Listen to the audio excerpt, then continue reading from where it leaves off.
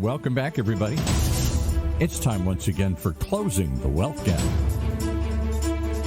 The one show, maybe the only show, that shows you how to close the wealth gap in your own life with the man who's done it for many, our wealth coach himself, Tyrone French. Hey, Tyrone. Welcome to another edition of Closing the Wealth Gap. I'm your host, Tyrone French. And somewhere out there is my producer and good friend, Mr. Paul Roberts. Excited today. Paul? I'm excited today. Not that I'm not always excited to learn from the coach, but the coach brought along some really interesting players today onto the field here.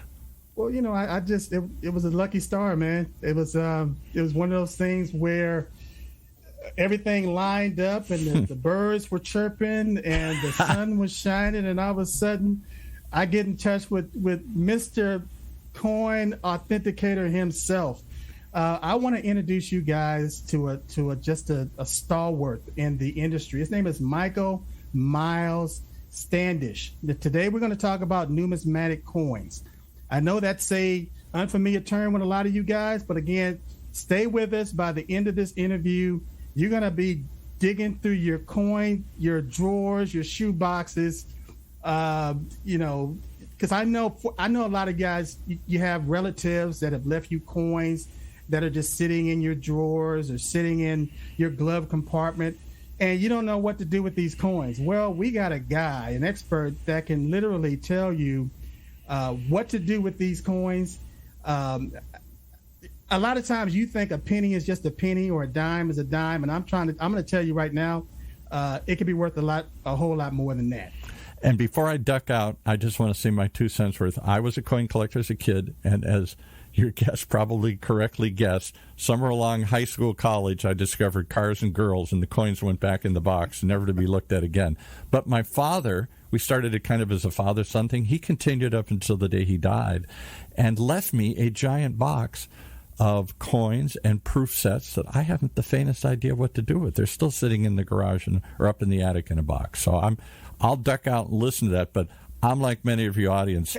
I don't know much about this. Before you go, Paul, I mean, you are that everyman. You have that everyman story. Yeah. And so your story is not unique. It's everybody has that same story. Yeah. My dad thought this would be a legacy. It started off as a fun thing we did as father and son to collect. We went to shows and did things together. We didn't have a whole lot of things we shared in common. That was one of them. And he continued it. He did it just for me, and then he got hooked on it until the day he died. I was buying coins, and now I'm left with this stuff. He died 10 years ago. I still got it in a box. I don't know what to do with this stuff. Well, I tell you what, let's bring in our guest right now, Michael Miles Standish. How are you, sir? Hey, thank you, Tyrone. Thank you, Paul, for having me on. Of course, I see that hat that says Coach. I feel like the song of Dan Fogerty. Put me in, Coach. I'm ready to play. Well, I'm glad you're eager to get started, because I'm going to point to you. I'm going to call your number in a minute. But I want to set this up by letting our audience know that you are the vice president of the Numismatic Guarantee Corporation, which is NGC. Not any longer. Not any longer, Paul. Or Tyrone. Oh, no. Okay. Well, I tell you what then. You are a coin authenticator. Now, so what I'd like to do now is just introduce you to the audience. I think you should introduce me as independent independent expert in numismatics, bullion, and sports collectibles. Well, I tell you what, you did it a lot better than I could have. But you have a wealth of knowledge. You've been working with a lot of these grading companies. I see Annex. You've been with what is the other grading company? PGCS or PCGS. There's a lot of acronyms here, but basically, Miles knows exactly what he's talking about. And I'm going to give you the floor, because I'm going to stand back. Tell us about yourself, how you got into coins, and basically how our audience can benefit from this conversation. So, Miles, take it away. Well, for over 36 years, I spent my time involved in rare numismatic coins, Obviously working close to numismatics, you end up working, in the bullion markets with gold and silver. And of course, I've been a sports expert for a long, long time. Yes. Certified some of the most major sports items out there, certified and graded over 10 million coins in over 36 years of being an expert coin grader of numismatic coins. Coins have been my passion since I was 9 years old. I just never lost interest. I kept a balance of things that you get interested along with life, but it always circled back into what made me happy, what made me the most interested in. And numismatics and coin collecting, coin certification has been my life forever. Now, our audience is going to hear that term numismatic, and it's going to fly going one ear and out the other. Can you define that term? Well, a numismatic coin first needs to be a legal tender coin from any given country. Okay. Typically, the coins of value are made of a sound money, either gold, silver, platinum, nickel, palladium, platinum. Those are the typical metals they're made out of, but they're a legal tender coin. Yes. They're not a metal, but they're either a sovereign nation or the United States of America makes them a legal tender coin. Yes. And they are sought after both based on condition and rarity and demand. Yes. That's a mouthful, given that you mentioned, and I mentioned Numismatic Guarantee Corporation, or NGC. Why is it important to have a coin that is actually graded or has a letter grade? Well, first off, the grading services that I've been involved with have been the three major leaders in the certification of coins. I was at PCGS for 29 years, NGC for 6 years, and ANAX for 2 years. I've always been the hired gun, of course, to both grade coins and develop marketing for more coins to get graded, more coins to be sold and collected by collectors around the world. And the importance of a grading service to grade them is they're independent. They don't own the coins. They independently certify and grade those coins on an individual basis with no financial interest. They're just paid a service fee to, encapsulate them in a sealed hole. Yes.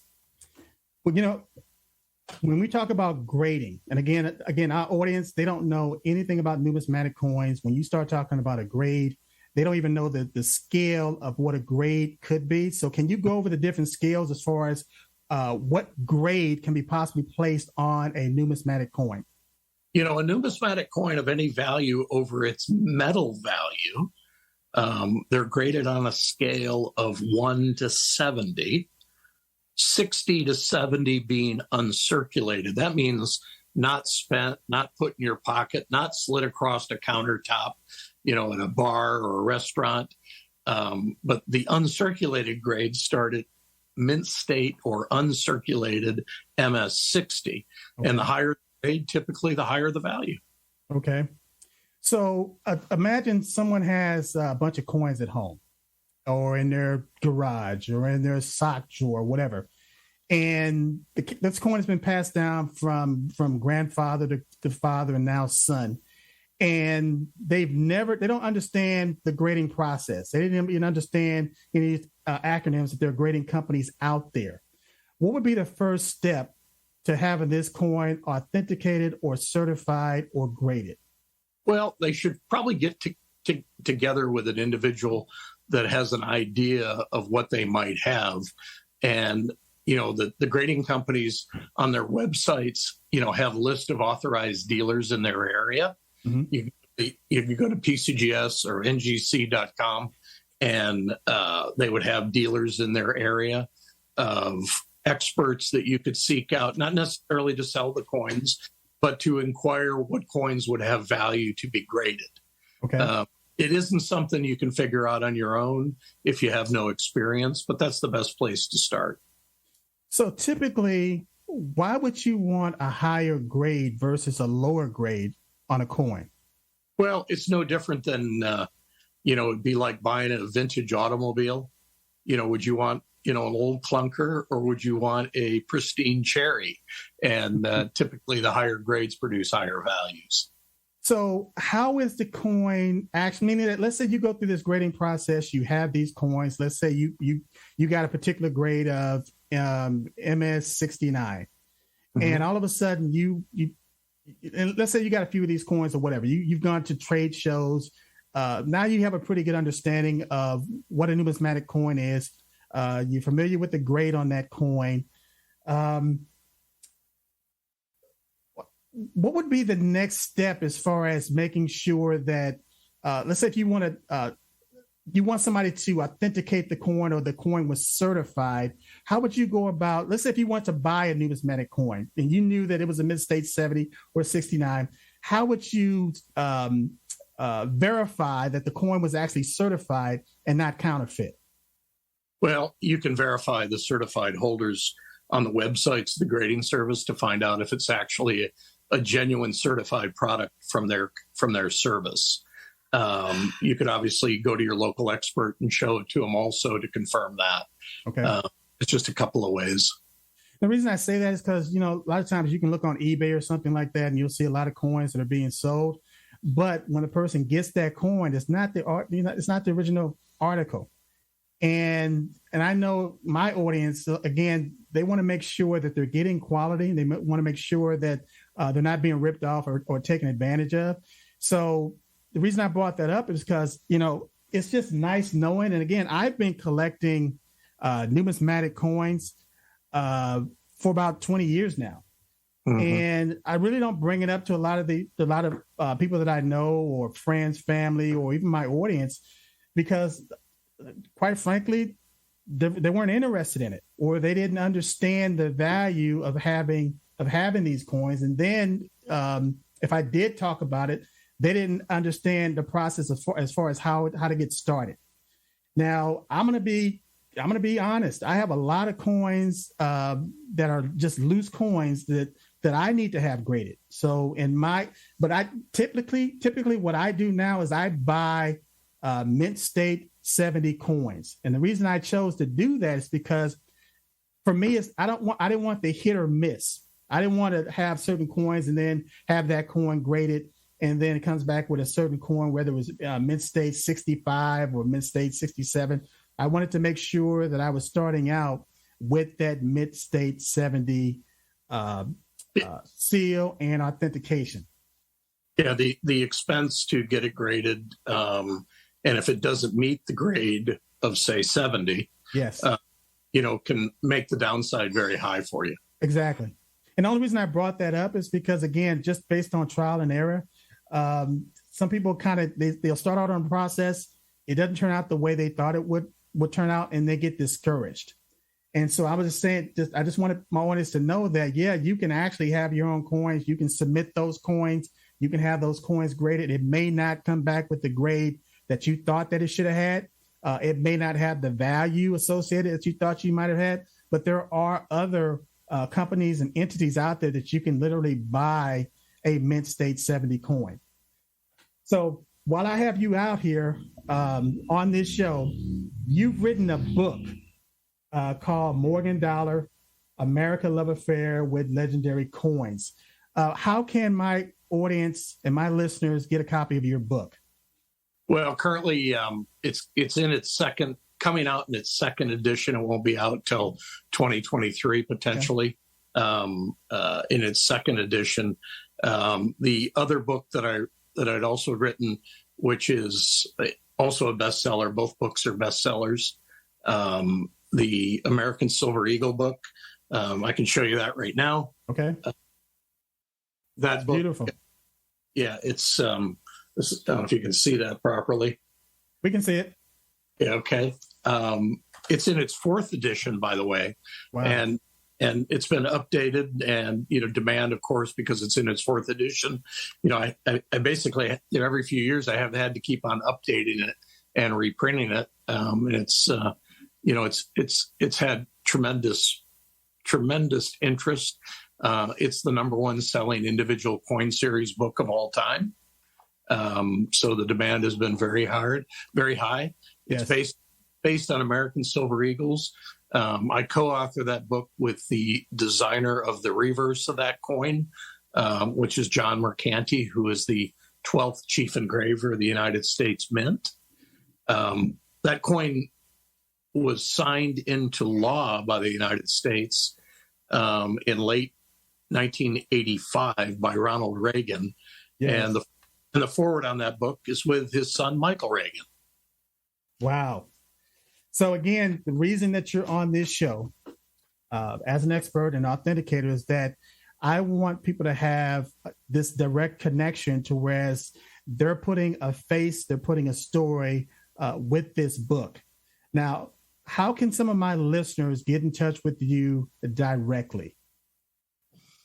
Actually, probably the best place that they can get that book and the easiest way, if they go to 7kmetals.com. 7kmetals.com. Perfect. Now, 7K Metals, I know it's a coin dealer.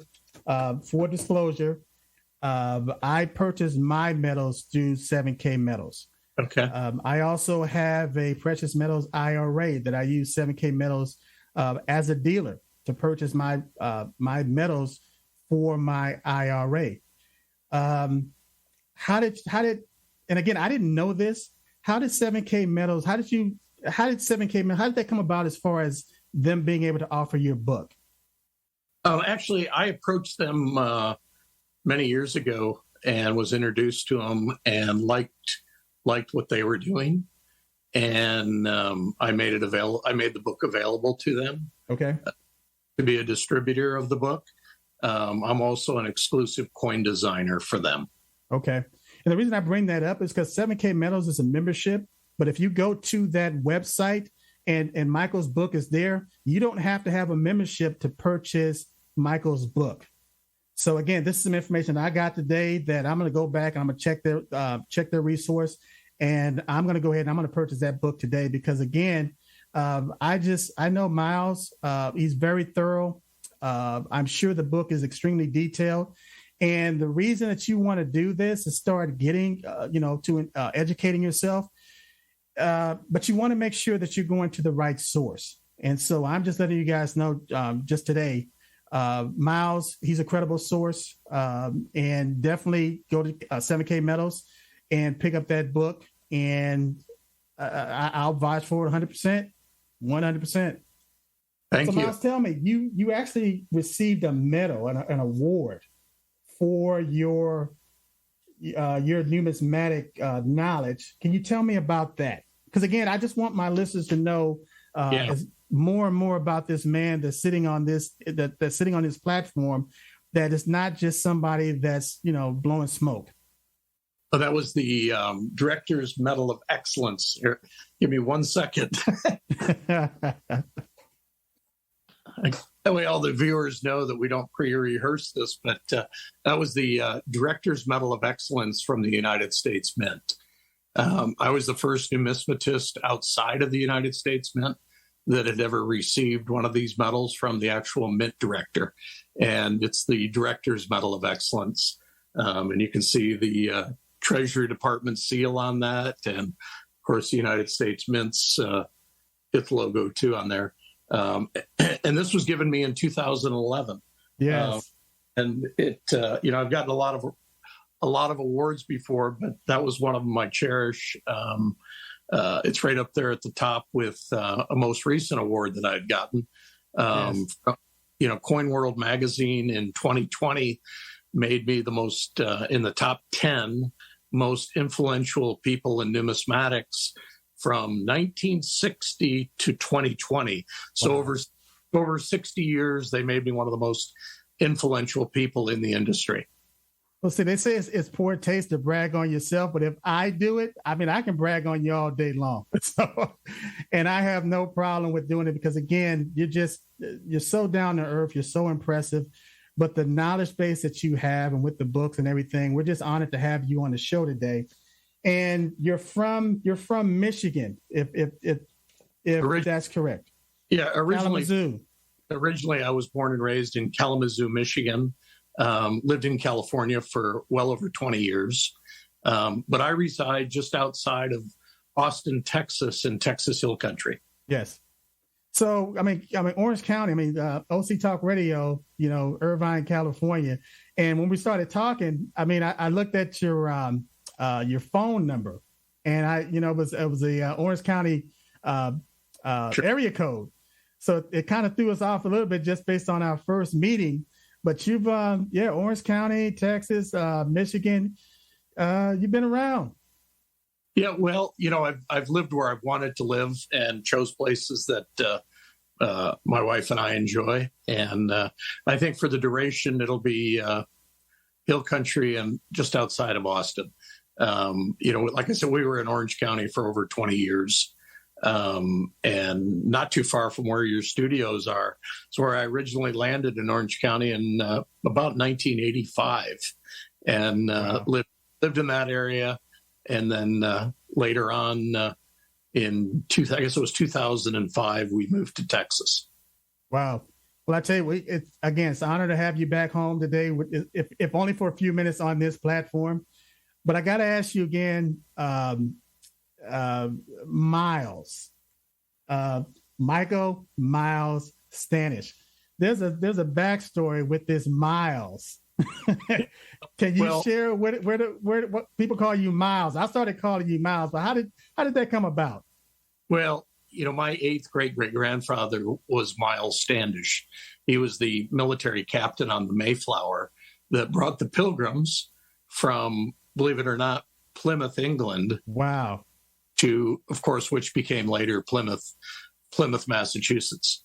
And wow.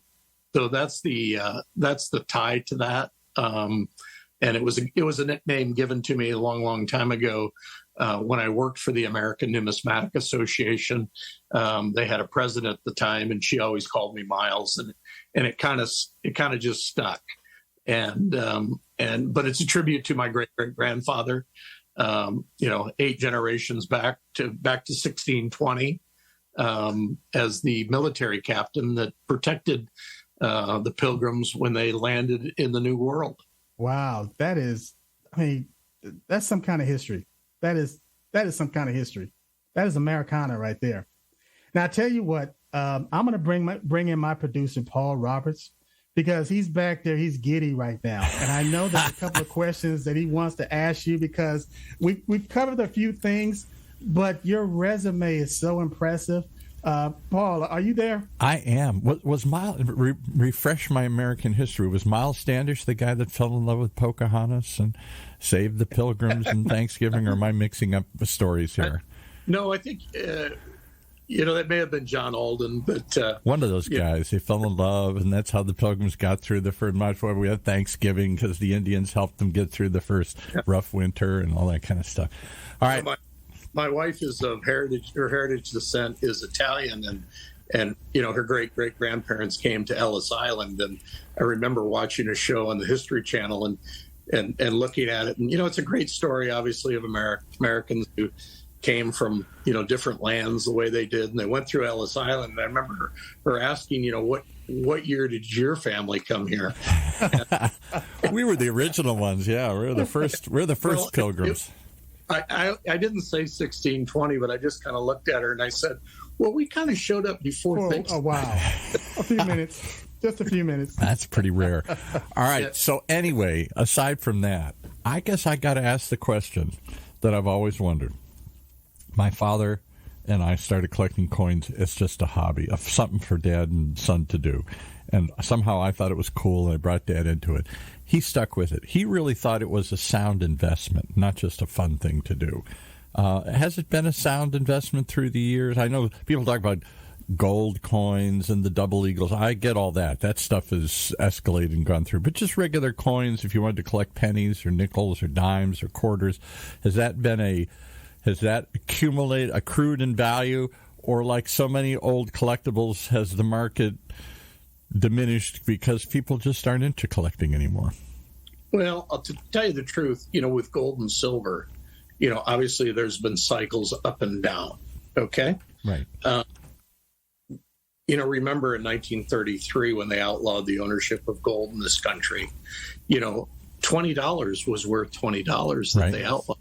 Right. Okay. Now, an ounce of gold at the time was worth a little bit. Yeah, exactly. Yes. But, that $35 of an ounce of gold in 1933, today an ounce of gold is over $1,650 an ounce. Right. But, the key component of owning, bullion is that, it's kind of like your defense. It's the defense for a lot of things.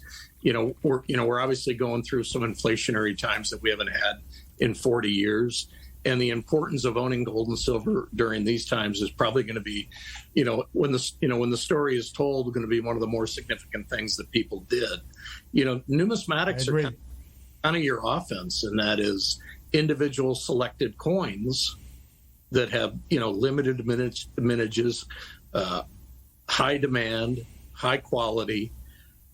They tend to do extremely well, regardless of inflationary times or not.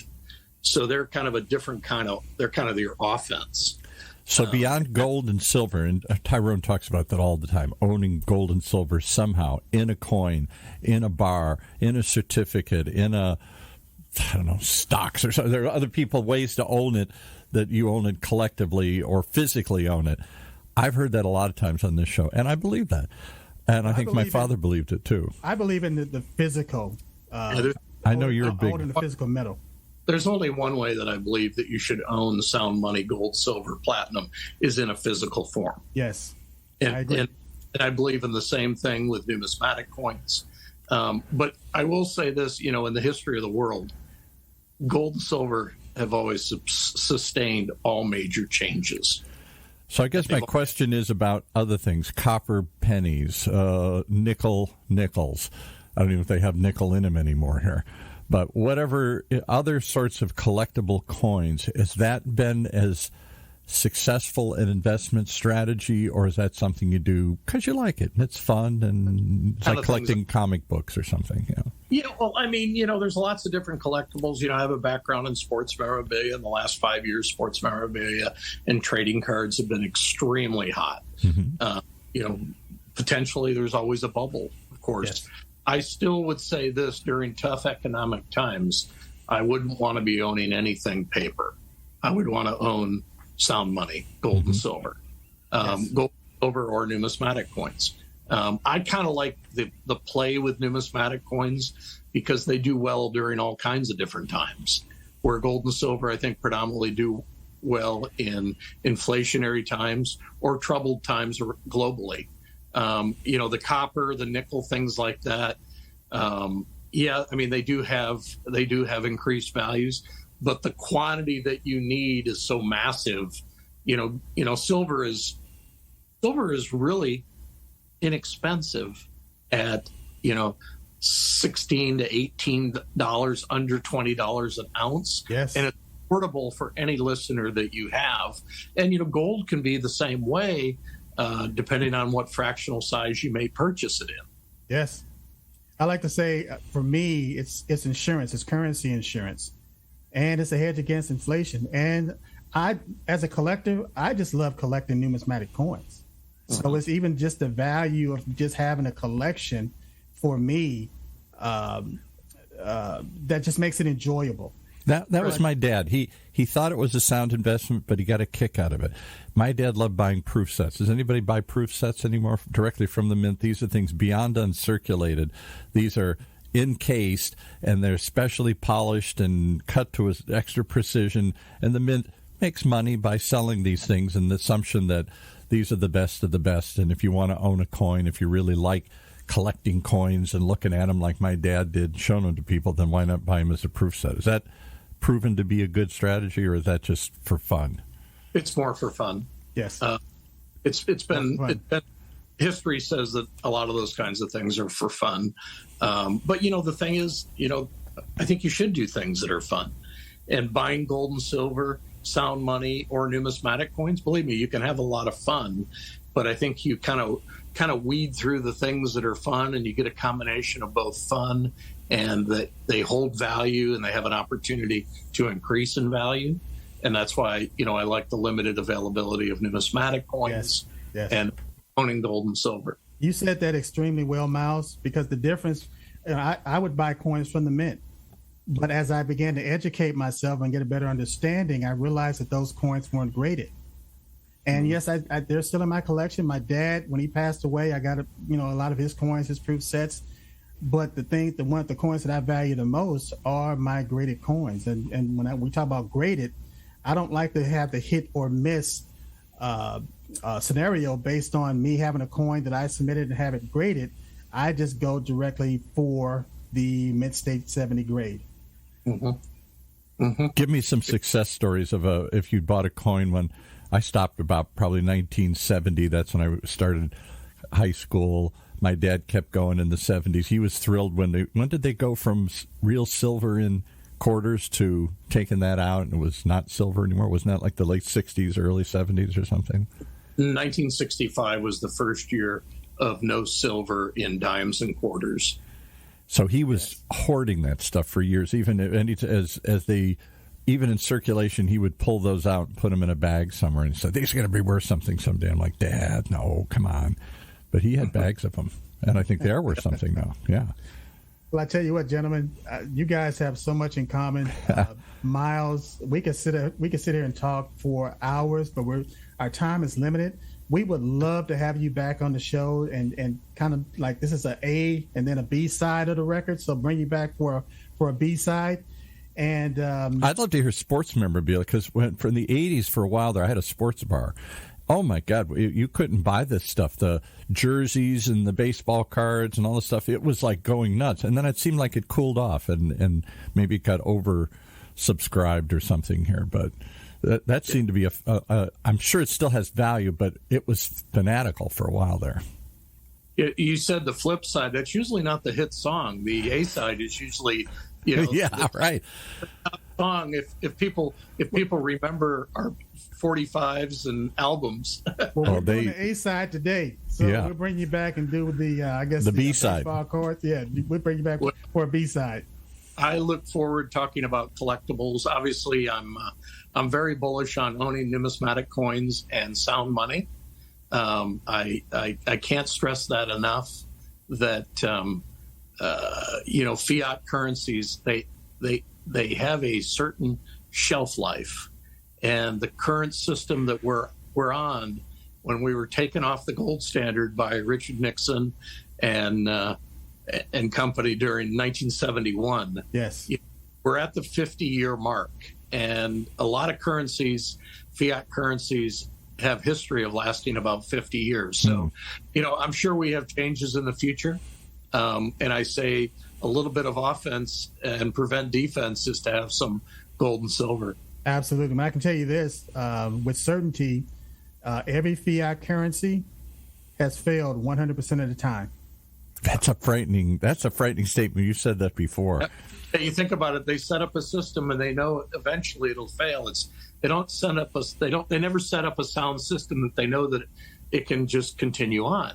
And wow. It's really sad and unfortunate. I'd love to hear, not today because I know we're out of time, but digital currencies, this whole idea, everybody's fascinated with, Bitcoin and all these other things here. And some people say it's a big scam. Jamie Dimon and other people like that said there's no there. Famous, what does he run? Citibank or something. And then other people are like, no, this is the future. This is it. We're not going to have physical coins. We're going to have cyber coins as we do cyber transactions, Amazon and other places. Well, we're on a fiat system that we know that will have its changeover or failure date, just like all past currencies have ever failed. So why is it that we think that somebody's now created something that's going to be good forever? And the only thing good forever that's survived everything in time has been either a rare coin or a piece of gold or silver. Yeah. Right. It has a way. It's always lasted amongst all those failed currencies since the beginning of man. So when somebody says this is the way, I think that's a lot of pie in the sky of another fiat system, honestly. And something to be said about, digital currency. our physical currency that we have in our wallets or our pockets on a daily basis only represents about 3% of the physical currency changing hands. Wow. The rest is already digital. Yeah. When you talk like credit cards or something, that's really a digital transaction, right? Exactly. So, like I said, when people say that, Bitcoin's the end answer, I think those are a lot of newbies that aren't doing their homework. Okay. Well, that's what we got. Maybe he's got to come back twice. Well, Miles, you have an open invitation to come back anytime, buddy. Love it. I think it'd be fantastic. And what I'd like to do now, again, if you have questions, if you're curious about anything that went on today, look us up. I want you to go to closingthewealthgap.net. You can listen to this podcast over and over and over again. If you want to reach me directly, I can get you the information that you need. Go to TyroneFrench.coach. First name, last name, TyroneFrench.coach.